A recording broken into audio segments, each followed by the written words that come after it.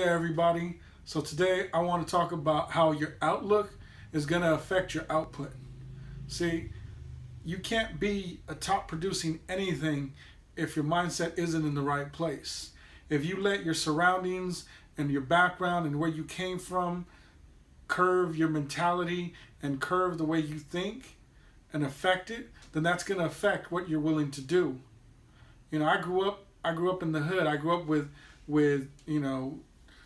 whatever you want to call humble beginnings.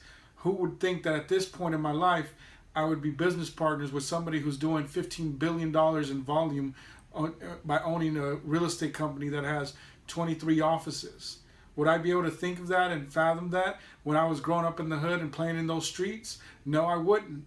But you know what?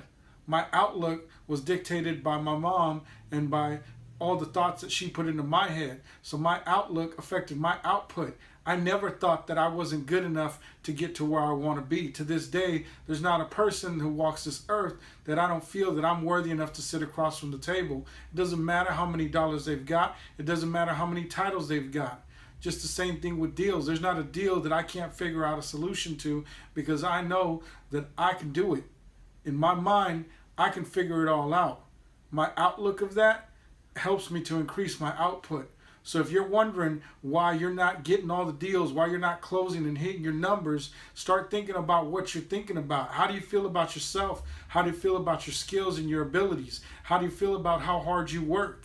If you think that you're not working hard enough, then work harder. If you don't think that you have the skills, then go out and get them. Nobody's stopping you from doing what you need to do but you. See, so remember, however you think about things is how you're going to bring things home.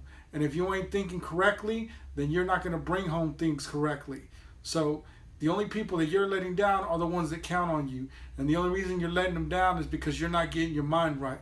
You got to get your mind right so you can get your pockets right.